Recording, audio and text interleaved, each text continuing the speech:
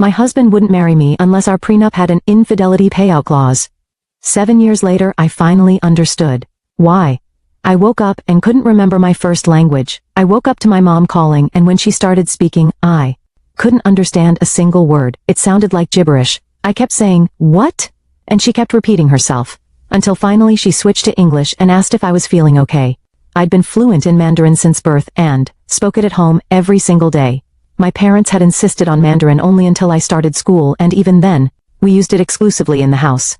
But now it sounded like random noise with no meaning at all, not even familiar noise, like when you hear a language you recognize but don't speak. This was nothing. I tried to respond in Mandarin to tell her something was wrong, but my mouth couldn't form the words. I knew I should know them, but reaching for them was like grabbing at smoke. I tried to say simple things like hello or mom, but I couldn't remember how. My tongue felt clumsy and wrong, like I'd never made those sounds before. At work, I was supposed to lead a presentation for our Beijing clients who didn't speak English. I stood there in the conference room while they waited on the video call. And I couldn't read my own slides. The characters looked like abstract art with no meaning. My boss had to take over, while I pretended to have a migraine, and the deal fell through because he couldn't answer their technical questions. I went to the emergency room, thinking I'd had a stroke. The doctor ran tests and scans, but everything came back normal. She asked me to try writing, in Mandarin, and I couldn't even hold the pen correctly for the strokes. She brought in a translator, who spoke to me slowly and clearly, but it might as well have been ancient Samrian. The translator said my blank stare was unsettling. My dad flew in from California because he didn't believe what my mom was telling him. He sat across from me speaking Mandarin for an hour straight while I just stared at him. He showed me children's books we'd read together when I was 3 years old, and I couldn't recognize a single character. He started crying, which I'd never seen him do before. The neurologist suggested it might be a rare form of aphasia, but that usually affects all languages, not just one. He said losing a single language completely while maintaining perfect fluency in another was technically impossible. The brain doesn't segregate languages that distinctly, especially when one was learned from birth. But here I was proving him wrong. My girlfriend Lynn only spoke Mandarin and a little broken English. We'd been together 3 years and always communicated in Mandarin. Now she'd talk to me and I'd just nod, without understanding anything. She tried teaching me basic phrases like I was a child, but I couldn't retain any of it. After 2 weeks, she moved out, and I never saw her again. I found my old journals from high school all written in Mandarin, and they were incomprehensible. Videos of myself from last month speaking fluently at my cousin's wedding seemed like they had been dubbed by someone else. My entire WeChat history was meaningless symbols. 28 years of memories locked behind a language I no longer possessed. My grandmother only spoke Mandarin and had dementia. I was the only person who could calm her down during her episodes.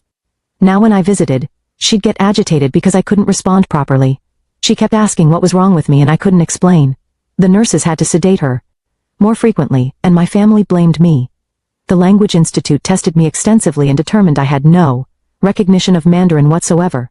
Not dormant or suppressed, but completely absent, like I'd never been exposed to it at all. They wanted to study me but couldn't explain what had happened. One researcher said it was as if someone had deleted specific files from my brain. I tried learning Mandarin from scratch with apps and tutors, but it wouldn't stick. I'd practice a word for hours and forget it instantly. The sounds felt impossible to distinguish, like they were all the same noise. My job required bilingual skills, so they had to let me go. My parents started speaking English to me but kept slipping into Mandarin out of habit, then looking at me with disappointment when I didn't understand. Family gatherings became awkward because everyone had to translate everything. My young cousins laughed at me for not understanding cartoons. I went to 3 different specialists, and they all said the same thing, that what happened to me was medically impossible. Languages don't just disappear overnight. The neural pathways should still exist even if damaged. But brain scans showed normal activity in all language centers. When I heard English and absolutely nothing when I heard Mandarin, like my brain didn't even recognize it as speech. 6 months later, I still couldn't understand a word of Mandarin despite thousands of hours of attempted relearning. Then I got a call from a researcher who'd heard about my case. She said she'd seen this once before in a patient 12 years ago. The patient had also lost their first language overnight with no medical explanation. When I asked what happened to that patient, she got quiet and said they'd stopped responding to follow-up calls after reporting something else. When I asked what she meant by something else, she said the patient claimed they'd started forgetting English too, but she hadn't believed them at the time. I hung up and realized I'd been staring at the word patient on my notepad for 30 seconds because it suddenly looked wrong. I blinked hard at the notepad, but patient. Still looked like random marks that shouldn't form a word. My hands started shaking as I wrote other words on the paper. Doctor came out fine at first, but then the letters seemed to shift. Hospital looked normal, then wrong, then normal again. Language took me 3 tries to spell right, even though I knew it was correct. The pen slipped from my fingers and rolled across the desk. I grabbed my phone to text someone, but the keyboard seemed foreign for a second. The letters were in the wrong places. No, wait, they were right. My thumb hovered over the screen while my chest got tight. This was exactly what the researcher had warned about. The other patients started losing English, too. My hands were sweating as I scrolled through my contacts. Everyone's names looked normal, but took an extra beat to recognize. I found the neurologist's emergency number and hit call before I lost my nerve. The phone rang twice before someone picked up. I tried to explain what was happening, but the words came out jumbled. I had to repeat myself 3 times before the receptionist understood. She put me through to the doctor immediately. He told me to come in right away, and I could hear real worry in his voice, even though he was trying to stay calm. First grabbed my keys and wallet and ran to my car. The drive to the hospital took 20 minutes, but felt like hours. Every street sign required extra focus to read. The radio sounded normal, but occasionally a word would feel wrong in my ears. At the hospital I parked crooked and didn't care. The emergency entrance was bright and loud and full of people. I went straight to the desk and gave my name. They were expecting me. A nurse appeared within minutes and led me to an exam room. 3 other nurses followed us and kept exchanging looks. They ran me through rapid cognitive tests while typing notes on tablets. Name the objects in this picture. Count backwards from 100 by 7s. Spell world backwards. I passed everything, but certain words took an extra second to process. It felt like my brain was translating from nothing into English. The delay was tiny but definitely there. Dr. Barnes arrived looking concerned, and immediately ordered more tests. He mentioned stroke protocols, even though we both knew this wasn't a stroke. This was something much stranger. He had them prep me for an emergency MRI to check for any changes since my last scan 6 months ago. The MRI room was cold and the machine was loud. I lay perfectly still while it banged and clicked around my head. I focused on thinking in English the whole time. I repeated phrases in my mind like prayers. My name is Sarah. I live in California. I speak English. I understand English. English is my language now. The rhythm of the machine became oddly calming as I held on to every word I could think of. The scan took 45 minutes but felt like days. When it finished, they wheeled me back to the exam room. Dr. Abness came in 20 minutes later with a tablet showing my brain images. He couldn't hide his fascination as he pointed to different areas. My language centers showed unusual activity patterns, but no damage. The areas that used to light up for Mandarin were still dead, but now the English zones were flickering strangely. Not damaged, but not normal, either. He admitted he'd never seen anything like this in 30 years of practice. He wanted to bring in specialists immediately. He made calls. While I sat there trying not to panic, my mom arrived an hour later with red eyes. She spoke careful English, but her words were slow and deliberate. She kept touching my hand like she needed to make sure I was real. I saw her step into the hallway to talk to a nurse. Through the door I heard her crying. She told the nurse she was losing her daughter twice, first to the language and now maybe to everything. The nurse tried to comfort her, but what could anyone say? They admitted me for observation that night. The room was small with one window looking at the parking garage. I asked for a notebook and pen. I spent hours writing down every English word I knew. Colors, animals, foods, names of everyone I could remember. Common phrases, song lyrics, anything to build a wall against whatever was eating my languages. Writing felt like holding on to a rope in a storm. My hand cramped, but I kept going. I filled 20 pages before exhaustion made me stop. I fell asleep holding the pen. The next morning I woke to voices in my room.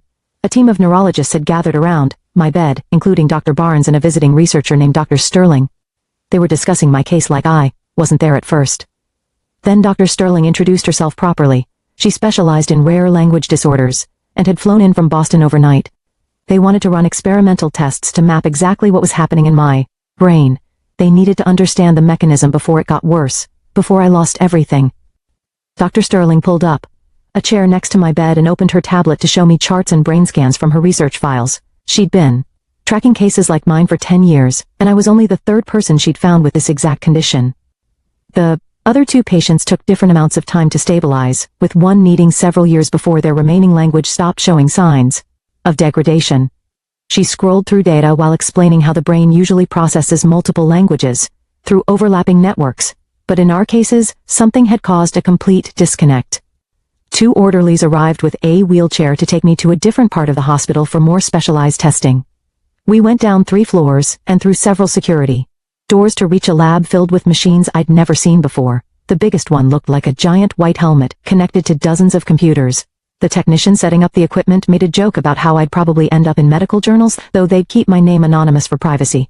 He helped me onto the narrow bed that would slide into the magnetoencephalography machine, which could track my brain's electrical activity down to the millisecond. They fitted the helmet device over my head, and it felt heavier than I expected with hundreds of sensors pressing against my scalp. The technicians started the scan and told me to relax while they played different sounds through the built-in speakers. First came English words like apple and running and yellow, which sounded perfectly normal and clear. Then they switched to Mandarin phrases and my brain heard them as meaningless noise like static or random tones with no pattern. The machine recorded everything while I lay there for 40 minutes listening to alternating sets of English and Mandarin. When they finished, Dr. Sterling came back with printouts showing colorful brain maps from the scan. She pointed to areas that lit up, bright orange and red when I heard English, showing normal language processing in all the expected regions. But the Mandarin sections showed almost nothing, just faint blue spots that indicated my brain wasn't even recognizing it as language at all.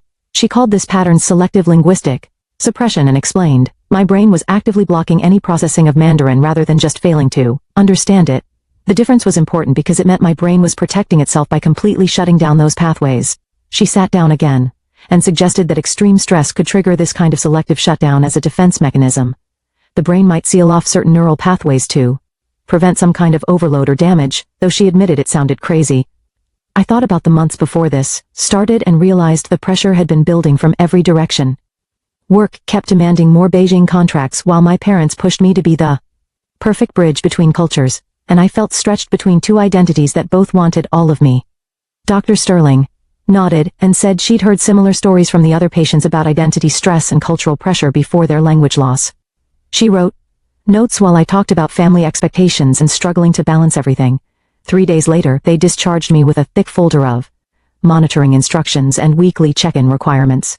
They'd also scheduled appointments with someone named Joy Webster, who specialized in unusual language disorders. Though I didn't see how therapy could help when my brain literally wouldn't recognize Mandarin existed. The taxi ride home felt strange, knowing I was going back to an apartment full of reminders of my bilingual life. I found sticky notes I'd put up just yesterday with Mandarin labels on the refrigerator and cabinets and doors. The characters looked like random scribbles now with no more meaning than a child's drawing. I pulled them all down one by one, feeling like I was erasing the proof that I'd ever been able to read them. My hands shook as I crumpled each note and threw them in the trash. The next week, Joy Webster's office was in a medical building downtown on the 4th floor. She had certificates covering one wall and shelves full of language books and dozens of scripts I couldn't identify.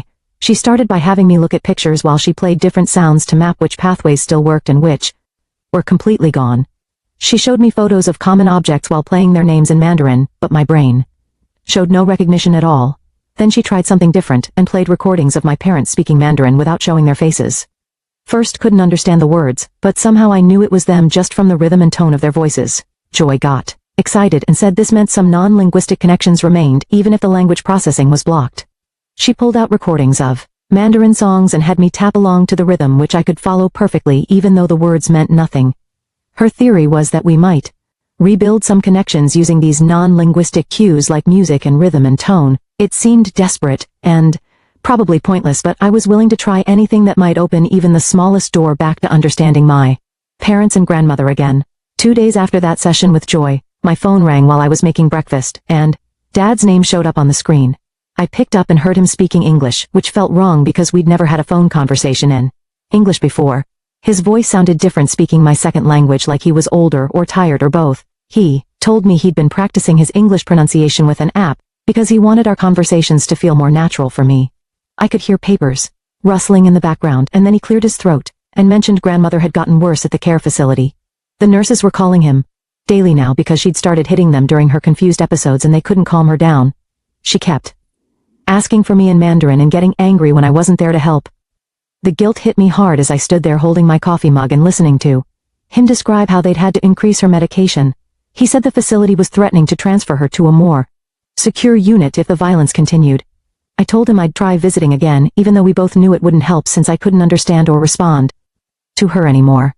The next morning at work, Graham called me into his office and closed the door behind us. He sat down and pulled out a folder with my name on it, while I waited in the chair across from his desk. He explained that the Beijing accounts were suffering, without someone who could communicate directly with the clients. I nodded and offered to help transition my projects to whoever would be taking over my role. He surprised me by sliding a different paper across the desk that showed a reorganization chart with my name under the English-only technical division. He said my knowledge of our systems was too valuable to lose just because I couldn't speak Mandarin anymore. The position paid less, but at least I'd still have a job in health insurance. I signed the transfer paperwork right there, and he shook my hand before I left his office. That night I couldn't sleep and kept having dreams where people were speaking to me, but I couldn't tell what language it was. I woke up at 3 a.m, with tears on my face and this deep feeling of loss, but no memory of the actual dream words. Requested Reds is on Spotify now. Check out link in the description or comments. The sensation was like trying to hold water in my hands while it all leaked through my fingers. I wrote down what I could remember in my journal, but it was just emotions without any linguistic content. 3 weeks into working with Joy, we tried a new approach where she'd play Mandarin sounds while I touched different textures. She had me run my fingers over sandpaper while listening to rising tones and silk fabric for falling ones. My brain fought against making any connections, like trying to force the wrong poles of magnets together. She'd play a simple word like ma, and have me trace patterns in sand. But nothing would stick. After each session I'd leave with a headache from the mental effort of trying to force my brain to recognize something it insisted didn't exist. Joy stayed patient and kept adjusting her methods, but I could see the frustration in her notes. 1 Thursday evening, Renata Sterling called while I was cooking dinner and said she'd found something interesting in old medical journals. She discovered a fourth case from 1987 in Germany, where a woman lost her native Russian overnight. That patient had partially recovered after 2 years, though she never got back to full fluency. Sterling explained that the woman could eventually understand basic conversations, but couldn't speak or write properly. She invited me to join her research study at the University Medical Center, which would involve intensive monitoring and some experimental treatments. I agreed immediately because even partial recovery sounded better than this complete blank nothing. The study intake appointment lasted 8 hours and left me exhausted. They ran cognitive tests, where I had to sort cards and solve puzzles while electrodes monitored my brain activity. A psychologist asked detailed questions about my childhood and family dynamics and any trauma I might have experienced. They wanted to know about stress levels before the language loss, and whether I'd had any head injuries, even minor ones. The research team took blood samples and did genetic testing looking for any markers that might explain why some brains could just delete a language. They had me write my entire life history, focusing on anything unusual or stressful around language learning. Sterling's team compared my results with the other 3 cases, looking for patterns in age or stress or family history or anything that might connect us. By the end of the day, my head was pounding and my hand was cramped from writing. But Sterling seemed excited about the data, she said. I was their most cooperative subject since the others had been studied years after their language loss. Mom started leaving me voicemails in English, but her accent made every word sound heavy with sadness. She'd say things like, talking to me in English felt like speaking to a stranger who was wearing her daughter's face. Sometimes she'd slip into Mandarin halfway through the message and then catch herself and apologize in English. I saved all the messages, even the ones I couldn't understand, because her voice still sounded like home, even if the words meant nothing. The next fMRI session at the medical center took 3 hours and Sterling watched the monitors while they played different recordings through my headphones. First came English words and my brain lit up normally on the screens. But when they switched to Mandarin, the technician pointed at something on the display and Sterling leaned forward to study it closer. My amygdala was going crazy with activity. Even though I couldn't understand a single word they were playing, the fear center of my brain was treating Mandarin like a threat or danger signal, which made no sense because I felt nothing while listening to it. Sterling ran the test again with different Mandarin samples, and got the same result every time, with my brain showing massive stress responses to sounds that meant nothing to me consciously. After the scan, she sat me down in her office and asked detailed questions about any trauma connected to the language, like maybe something bad that happened while people were speaking Mandarin around me. I thought hard but could only remember normal stuff like getting scolded for bad grades or arguing with my parents about curfews, which wasn't real trauma, just regular family life. She took notes and said, sometimes the brain protects us from things we don't even remember consciously, and maybe that's what was happening here. Graham called me into his office that Monday and said he was moving me to a new project team working on documentation for American clients only. The whole team spoke just English, and nobody even knew I used to be bilingual, which felt like starting over as a different person. I threw myself into the work and stayed late every night, because focusing on technical specs was easier than going home to an apartment full of Chinese books I couldn't read.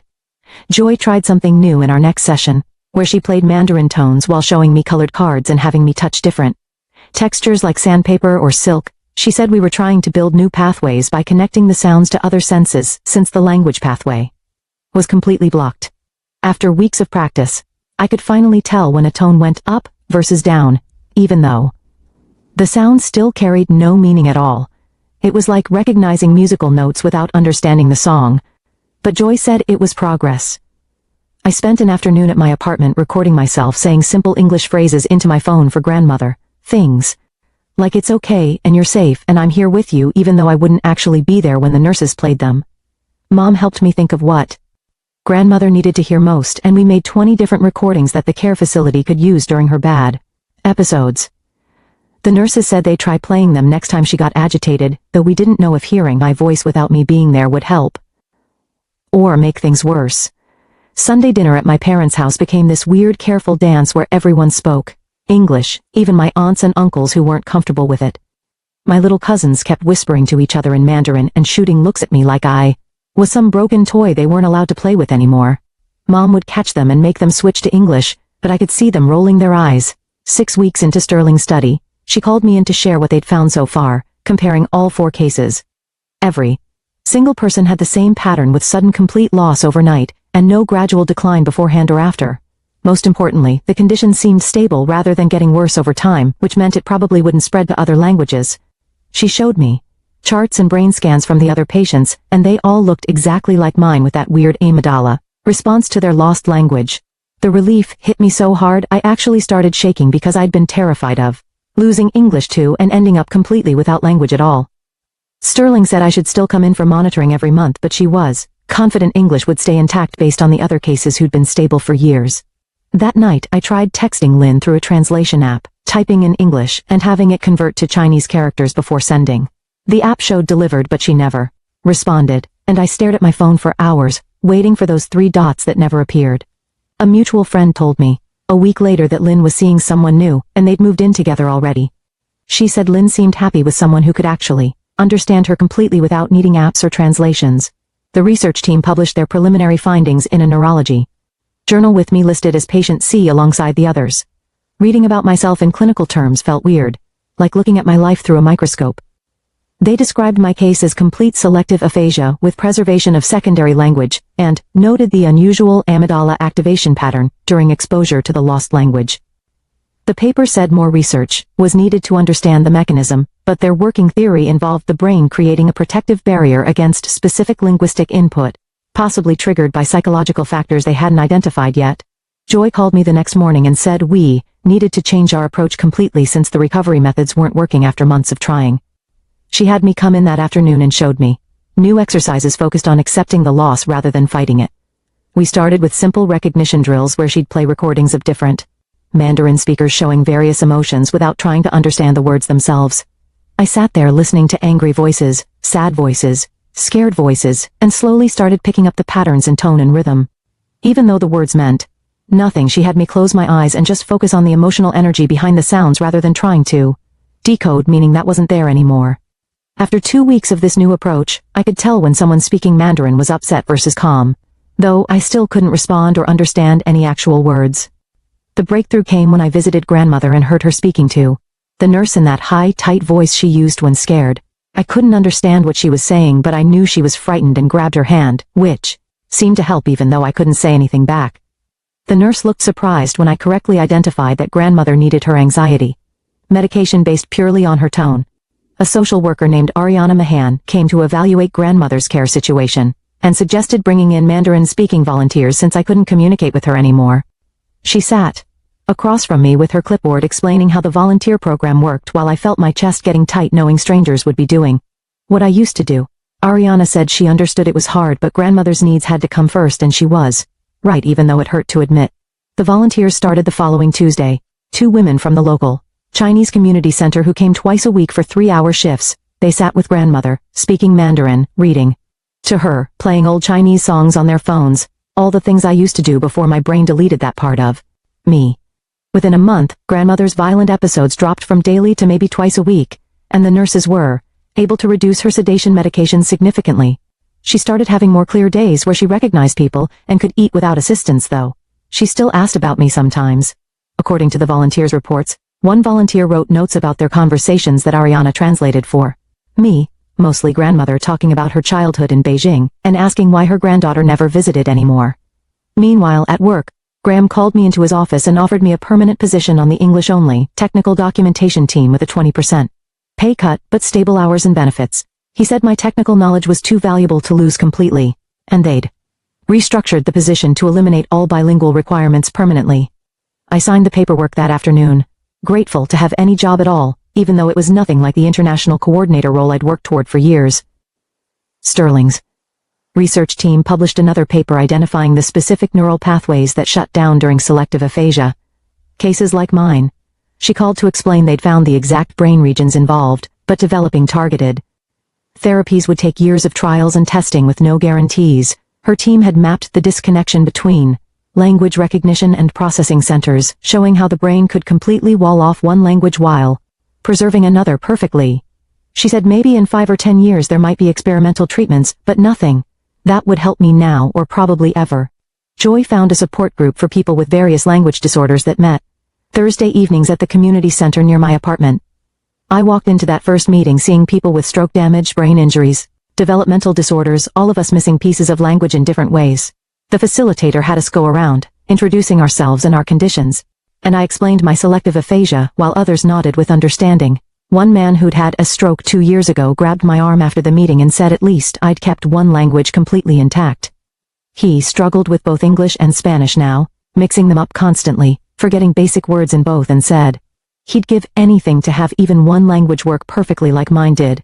That comment stayed with me all week because I'd been so focused on what I'd lost that I hadn't considered how much worse it could be. The next time Mom called, we tried something new where she'd use simple English but add lots of photos and videos to help explain things. She'd take pictures of what she was cooking and send them while we talked, or share old family photos while telling stories, building new ways to connect without Mandarin. We developed this whole system of gestures and visual cues for our video calls, pointing at things, using hand signals, almost like a private sign language just for us. It felt strange at first, but after a few weeks it became our new normal, this different way of being mother and daughter. Dad flew in for my birthday in March and insisted on taking me to our favorite dim sum place downtown. Even though I couldn't read the menu anymore, he ordered for both of us, pointing at items on the cart, speaking rapid Mandarin with the staff while I sat there smiling and nodding like I understood. The waiter kept trying to talk to me in Mandarin, and Dad would jump in to answer, making excuses about me having a sore throat, protecting me from the embarrassment of explaining. We ate in mostly silence, him occasionally pointing at dishes and saying their English names, both of us pretending this was normal and not completely heartbreaking.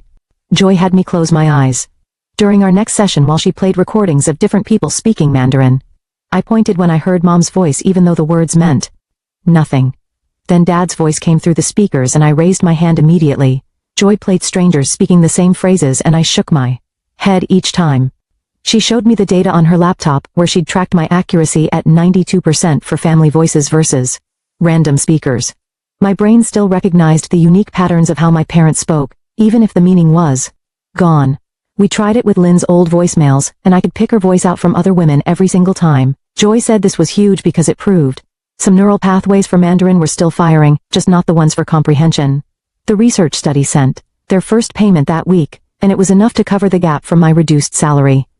Dr. E. Sterling called to tell me our sessions were helping her team create new diagnostic tests for selective aphasia. She said 3 more cases had been identified using the criteria they'd developed from studying me. The extra money meant I could stop worrying about rent while adjusting to the lower pay at work. I spent a whole weekend drawing simple pictures on index cards for grandmother's care facility. Water was a blue cup, bathroom was a toilet symbol, pain was a red X over A. Body outline. The nurses helped me test them during my next visit. Grandmother pointed at the water card and they brought her a drink right away. She tapped the bathroom card and they helped her to the restroom without the usual confusion. When her hip hurt, she pressed the pain card and pointed to where it HD We couldn't have conversations, but at least she could tell people what she needed. Graham called me into his office on Monday to discuss a new contract his team had just landed. The client was a tech company from Seattle that needed someone who understood our systems inside and out. He said my name came up in every planning meeting because I knew the technical specs better than anyone. The project kicked off that week, and I led the documentation review without anyone mentioning my language situation. My CO workers stopped asking if I needed help with simple tasks, and started treating me like a regular team member again. The Mandarin volunteers had been visiting grandmother for 3 months, when Ariana called about something special. One of the volunteers said grandmother had been completely clear that morning, and asking for me by name. I rushed to the care facility, not knowing what to expect. Grandmother was sitting up in bed looking more alert than she had in months. She reached for my hand and started speaking rapid Mandarin while staring right into my eyes. I squeezed her fingers and nodded. Even though I couldn't understand a single word, she kept talking and crying and patting my face like she knew exactly who I was. The volunteer said she'd been asking why I couldn't speak to her anymore, but somehow understood I was still there. We sat like that for an hour with her holding my hand and talking while I just held on tight. The moment felt like a gift, even without understanding the words. Dr. Esterling scheduled another round of tests to check my English stability after 6 months. She ran me through hours of verbal and written assessments, comparing them to my baseline from the hospital. The results showed no degradation at all in my English processing. She said most aphasia patients showed at least minor decline in their remaining language, but mine stayed rock solid. Her theory was that whatever caused the Mandarin loss had completely severed those pathways, while leaving English untouched. She couldn't explain the mechanism, but the data was clear that English wasn't going anywhere. Joy suggested I try learning American Sign Language, since it used completely different brain circuits than spoken language.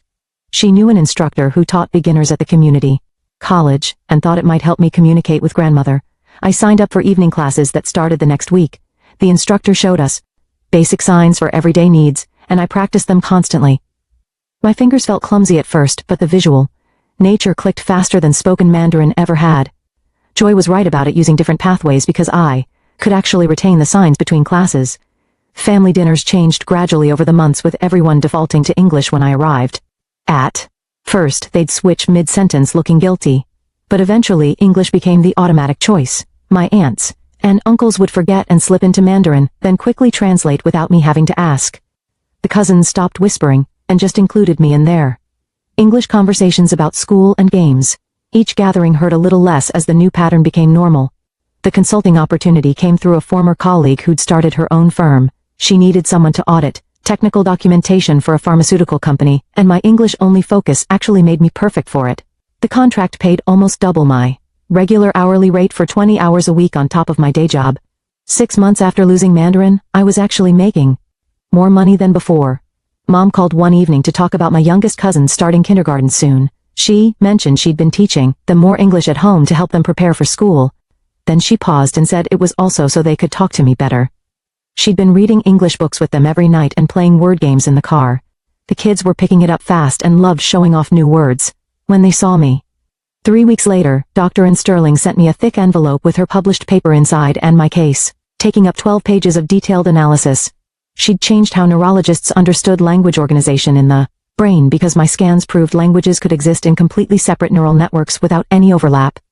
The paper included color-coded brain images, showing my English pathways lighting up normal while the Mandarin regions stayed dark as empty rooms. She called that afternoon to tell me medical schools were already updating their textbooks. Based on her findings, and 3 other patients with similar symptoms had contacted her since publication. The research changed diagnosis protocols worldwide and gave doctors new ways to identify selective aphasia before patients spent months thinking they'd had strokes. Meanwhile, the Mandarin volunteers Ariana arranged started visiting grandmother 3 times a week, and one named Mrs. Oblak began teaching me her recipes without using any words at all. She'd arrive at grandmother's care facility with bags of ingredients and guide my hands through chopping vegetables while grandmother watched from her chair. We'd work side by side at the small kitchen counter while Mrs. The Lock showed me exact knife angles for cutting bok choy and the right wrist motion for stirring soup. Her hands would correct mine when I held the cleaver wrong or added too much soy sauce. Grandmother would smell the familiar food cooking and calm down even during her confused episodes. After 6 weeks, I could make her favorite winter melon soup perfectly, and Mrs. Aylock would nod approval while grandmother ate every drop. The routine gave structure to visits that used to leave me crying in the parking lot. I started noticing Other changes too, like how my work improved once I stopped splitting focus between two languages. Graham noticed my documentation had gotten clearer and more detailed since I could concentrate fully on English technical terms. My error rate dropped to almost zero and clients started requesting me specifically for their projects. The promotion came through email on a Tuesday morning with Graham offering me the lead position for our entire English documentation team. The salary increase wasn't huge, but the stability meant everything after months of uncertainty. I accepted immediately and spent the rest of the day organizing my new responsibilities. My parents adapted too, with Mom teaching Dad more English phrases so family dinners could include everyone. Dad would stumble over words, sometimes, but kept trying because he wanted me to feel included. My aunts learned to pause their Mandarin conversations when I walked in, and switch without making it awkward. Even my teenage cousins started translating their jokes so I could laugh too. Grandmother's 80th birthday arrived in early spring and the whole family gathered at the care facility's community room Mom had decorated with red and gold streamers while my aunts brought traditional foods they'd spent days preparing. When it came time for toasts, everyone automatically switched to English without anyone asking. Dad stood up first and said grandmother had given our family its strength, even if